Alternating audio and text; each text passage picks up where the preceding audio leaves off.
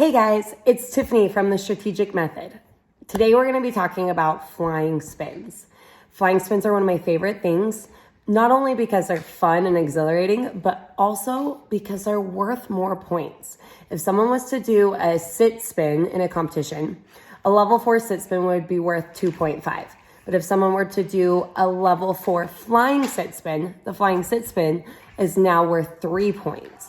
So it's a half a point difference.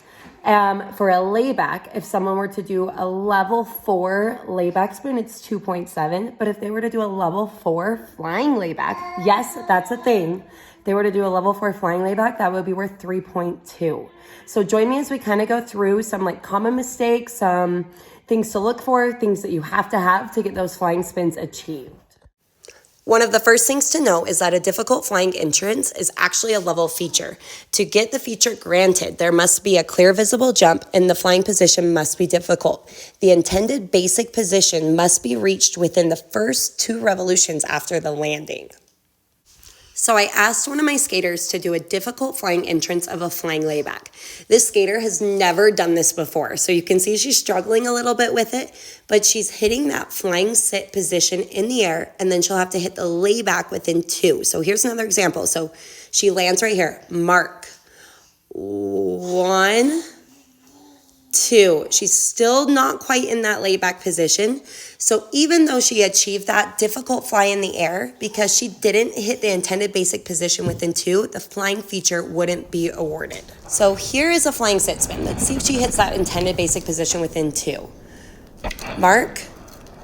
1, 2. She was down in that sit spin well before 2, so she would have achieved that difficult fly because she had the difficult position in the air, and then she was within her basic position, which is the sit, within 2 revolutions. So this spin, the flying feature, would have been awarded. So this next example I'm going to give you is kind of confusing. So the skater does a Toa Arabian flying entrance. She lands in that basic position, the camel position, within the first 2 revolutions. However, then she drops her knee after achieving those first 2 revolutions. Because she still hit that intended basic position first before dropping her knee, she still will receive credit for the difficult flying entrance. Okay, so let's talk about what happens if you don't fly. Did you know the judges can actually give you a GOE, a grade of execution reduction, from a -1 to a -3 for a poor fly? So that is a 10% to 30% reduction for doing a poor fly, regardless if the technical panel gives or doesn't give you the flying feature. So if you go into that flying sit and it doesn't really quite achieve that flying sit position in the air, or it's just a little hop and you barely leave the ice, then just know that you're going to have that reduction from the GOE that you would have been at taken off because of the poor fly. Another thing to consider is you actually can get a V on a flying spin.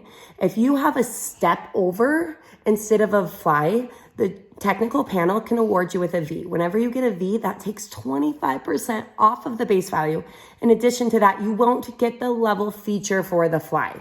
So that will kill your score. So if you're going to do that death drop and you slip and you accidentally step over, just know that you will have a big reduction in your technical base value. So here is an example of a questionable flying sit. He doesn't quite hit that total sit position in the air with his height and with the movement. So it's something definitely to work on to make sure that feature is achieved. The technical panel handbook says the difficult fly may include, but is not limited to, a total sit position in the air or an open butterfly position in the air. Building on that, a regular flying camel does not count as a difficult flying entrance, and it also won't take up that box of the difficult fly. So if you do in your program stars into a Toa Arabian, the Toa Arabian would count as your difficult flying entrance, and then later in the program you do a flying camel entrance into a combo spin, that will count as just a flying combo spin. If you are going for a difficult entrance and a flying difficult entrance at the same time, the flying difficult entrance will be awarded, but a difficult entrance won't be awarded and still available as a feature later in the program. The flying entrance is the one that will be awarded because it's the last thing to happen right before going into that spin. Another thing to know about flying spins. Let's say you did a toe Arabian entrance, you're still eligible to do a toe Arabian exit later in the program as a difficult exit feature. Or if you did a butterfly entrance, later in the program, you're still able to use that difficult exit feature. You can still also do the entrance, the difficult flying entrance, and the exit in the same spin. However, you're not allowed to do a regular difficult entrance and difficult exit in the same spin, but you can do it if one's a flying entrance and one's a flying exit. Phew, we have gone through a lot of technical information. Here's a fun one to end. So what if a skater goes into a spin, flying sit, and they fall? And they fall before ever achieving 3 revolutions. So, he got about 1 and then his knee touched.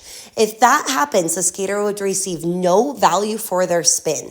In addition to that, the skater also just achieved a fall deduction. So the skater went negative by falling on that spin. So what we said at the beginning, yes, flying spins are worth more, but only if the skater can achieve them. The big question to ask all of your skaters when setting programs, is the risk worth the reward? If the reward is greater, you're going to get those points for that flying spin. Yes, do it. If not, hold off on getting that spin until it gets ready. Okay, so there you have it. There's a lot of information on flying spins in one short video. So if you have any questions, please feel free to drop them down in the comments below.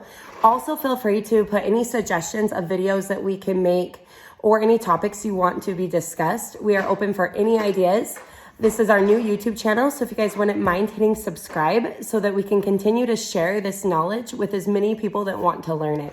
We hope you guys have a great day, and we'll see you later. Stay tuned for our next video.